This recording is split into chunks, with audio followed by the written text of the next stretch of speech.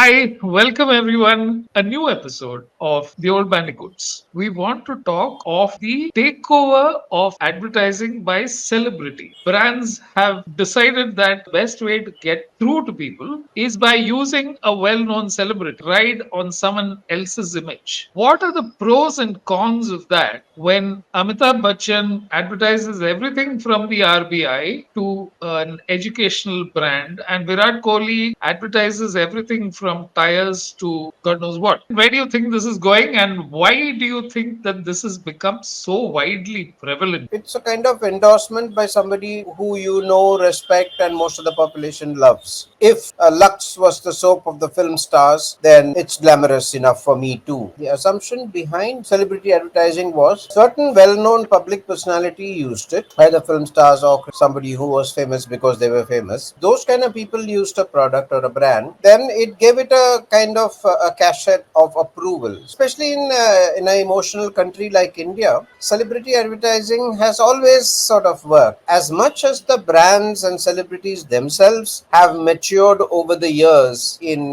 for example, what kind of products to choose, the agents who are working for these stars have a say in the matter, saying, don't do this, sir, or don't do that, madam, or do this is good for you. Therefore, there is a savviness to even celebrity marketing in the choices that they make of which products to promote and which not. Brands have also become more conscious about, what is a good shortcut. Brands have become more careful about whom they use and how they use them. The trend that I'm seeing is how celebrities now think, oh, if a brand is using me to generate profits, why don't I get involved in the profit sharing? So they're launching their own brand. Having seen how brands are reliant on them, they are negotiating just as hard for a sale or a part of the sale or the profits, even if their upfront cost could be a little less. They've also become extremely savvy about negotiating what their brand value is worth, understanding fully well these are temporary phases. There could be a point when a celebrity is extremely popular, and there are points when the brand image will fade. A Sachin and an Amitabh are exceptions to the rule. There have always been a set of entrepreneurs, especially Indian, who believed that the best way to launch a new kind of a product, instead of looking for what used to be a struggle called a brand idea, and what do we say and how do we say it and what is the story we need and how do we promote it across various media, these kind of manufacturers and entrepreneurs thought that a shortcut to the market was to straight away inject a celebrity. In fact, in the early 90s, Ramesh Chauhan of Parle, at one meeting, he said something about, what was the work you'd done of late? And I was mentioning Nakshatra from De Beers, which had just then been launched. And he said, yeah, but what is there to do in that? He said, you used Aishwarya. So I said, yes. He said, that's the idea, no? After that, what else do you really need to do? So he was very clear. If you use the celebrity itself is the idea. So after Yeah, that, what did it really matter what they did or said? Because you already had the idea. Was it your idea? yeah, I said yes. And she had right. not yet become the Aishwarya that we all knew later on as a film star. But Okay. we did met on her, and it seemed like, all things said and done, that was a good choice for a very traditional but a very modern kind of a brand. Therefore, Miss World took care of modernity. A lot of, what I think for that time was pretty advanced graphics and this and that to promote. But in Mr. Ramesh Chauhan's eyes, all that was forgotten. He discounted all that. Yeah, all that is fine. The ad which had Ashok Kumar and Meena Kumari for Dunlopillo. It opened in Ashok Kumar's living room and Meena Kumari drops in for a conversation on the next day's shoot. For some reason, I don't know how they connected it. They got him to talk about Dunlopillo and extremely bad product shots and everything else. And the very concept of a star inviting another star home to discuss a script in today's world would be a complete no-no. But at that point, you could actually see that they were struggling so hard to make the connection and everything was tilted, the dialogue delivery, the way that the products were advertised, and both were very ill at ease in that whole scenario. Whereas today, fast forward 20 or 30 years, and it has come so far that it's almost as if they've figured out, okay, exactly where the brand fits in, what is the kind of thing that you do to ensure that people get, close to the brand, and does it reflect off their screen persona more than their real life persona. So I think Salman Khan worked wonderfully for Taste the Thunder because he did those amazing things that he's an action star, so that was leveraged to the hilt. And then There was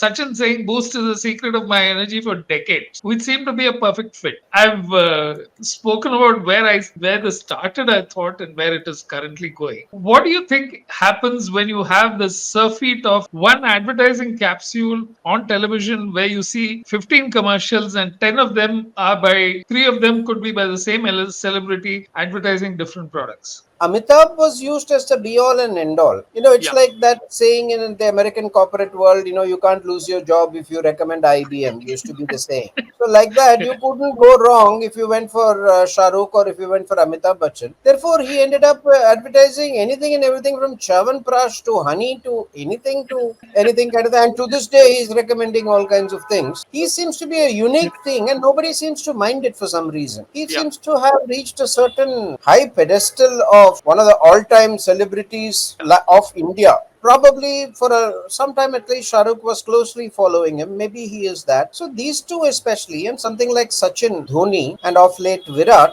this is a problem Nike faces and everybody faces, because either you have to wait for a star to reach certain amount of undeniable achievements and popularity, and then you say, okay, let's take on Federer. Federer is the universal example of an Yeah. Amitabh. When they are sort of oft used across product categories, they become a sort of an objects of derision. Even I remember at that time, in whenever Hyundai introduced its i10, a Yeah. small looking car, and then Shah Rukh was saying how he loved that car very much. And you know that he is so successful, you think he ought to be buying Ferraris and by the dozen or something. Then Yeah. it was completely off. No, now, on the other hand, if he came for a toothpaste, it's fine, because even the great Shah Rukh has to brush his teeth in the morning. It's fine. But why would he use an i10 or something like that? Like I said, just like manufacturers and you mentioned celebrities have become savvy on this whole subject, so have the consumers. Right. Consumers, no, it was not like the simplicity of the 60s and 70s. Oh, Hema Malini is using that soap, Rekha is using that soap, Rakhi is using that soap, so I'll also use the soap. Why not me? I am in this small village. That Yeah. world has all gone long ago. Today's people who buy the celebrities thing at all are a little more sophisticated than that. They are thinking, oh man, these guys must be costing a bomb. And if that manufacturer can pay that kind of money to these kind of people to do their ads, maybe, they must be big. There must be something up to something.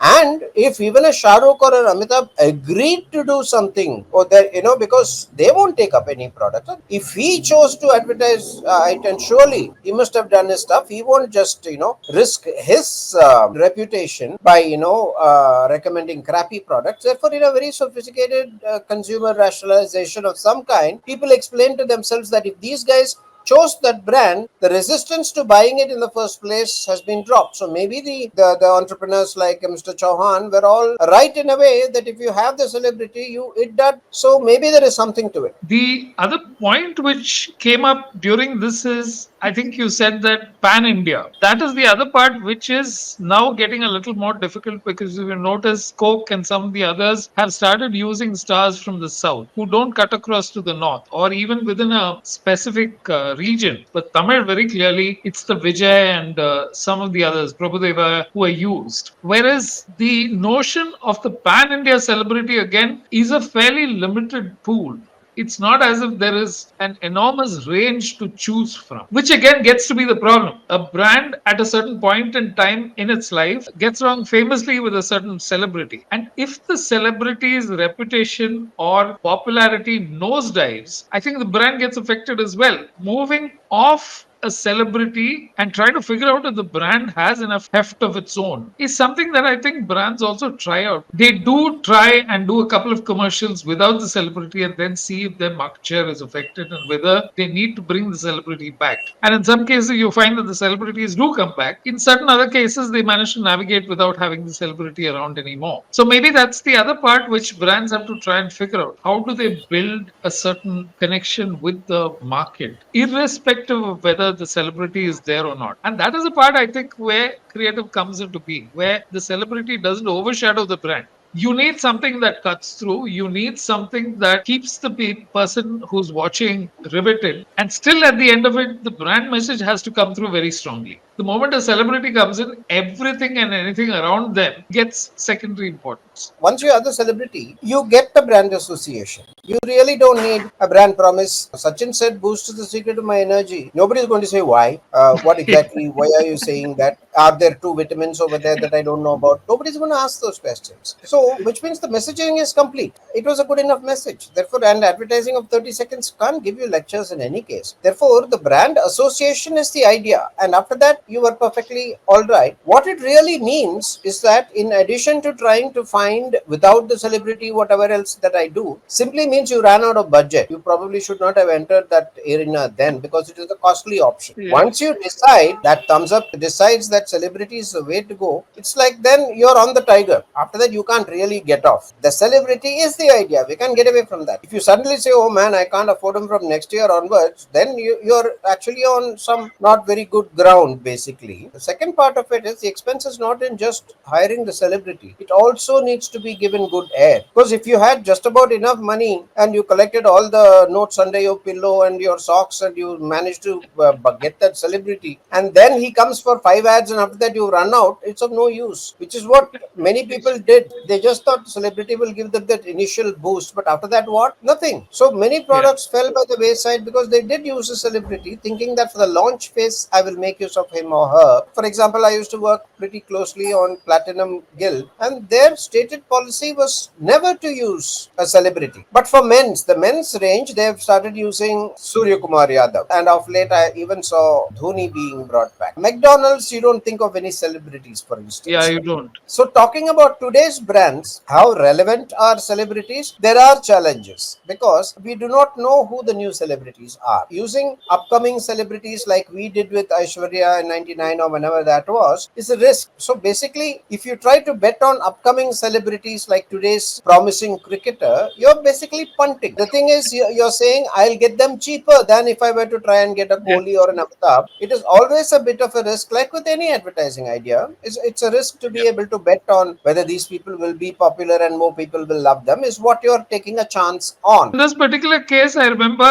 Amisha Patel before she became famous with Hrithik Roshan's film Kaho Yeah. Na Pyar Hai was contracted for Nile, and she did a commercial which was all about Ayurveda. And at that point, she was the model. For 5-6 years, the commercial wasn't used. Later on, when she suddenly shot to prominence after Hrithik's the film released, they wanted to use the film again. But by that time, the lawyers got into the whole thing and then said, no, it can't be used again because obviously her price would have skyrocketed once a celebrity becomes moves into a different league. Whether she stays in that league or he stays in that league is not clear, which is the other thing that brands have to worry about. In today's world, when the number of years a celebrity can remain on top is much smaller than what was in the 70s, 80s, and 90s, they're essentially taking a very big risk. These were the forerunners of the influencers, the OGs of the influencers. They were the people on whom huge projects and huge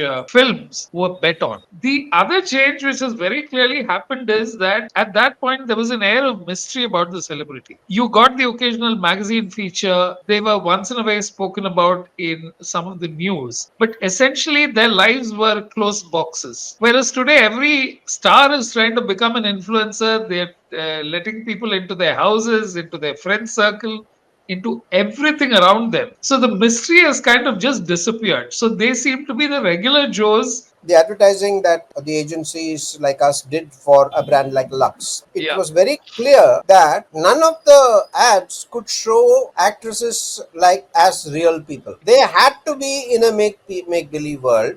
People are buying into that dream of the stars because they are never going to be that star. Therefore, for them to suddenly make a Rekha or Aishwarya or something. Oh, she's also going to the market and she's also buying vegetables, and then she uses Lux. Can't be. Therefore, they needed to be in some palatial place with a bathtub, and most people in their lives hadn't even seen a bath. Therefore, it was very important that that mystique, like you say, had to be maintained as part of that brand mystique itself. Those celebrities were seen to be deliberately unreal. It was part of the brand thing that you didn't write everyday scripts and all that. in today's world, it's difficult to maintain those kind of facades. Nobody's even going to. I mean, today a girl in some middle of Madhya Pradesh can become the next Indian Idol or whatever it. They are Yes. not thinking that my future is now basically in my village forever. Everybody is saying Yeah. one day I will hit Bombay, one day I'll hit Delhi, one day I'll hit US. It's a different Yeah. India now, so we can't be selling them fantasy stories.